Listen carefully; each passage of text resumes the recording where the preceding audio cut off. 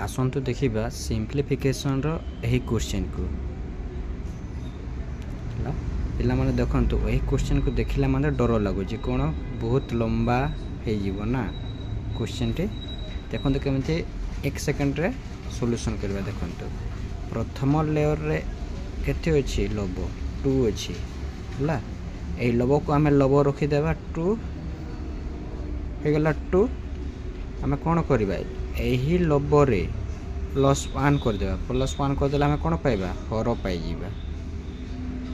ताली केते हला 2/3 फाइनल आंसर टी केते 2/3 देखंतु x इक्वल टू केते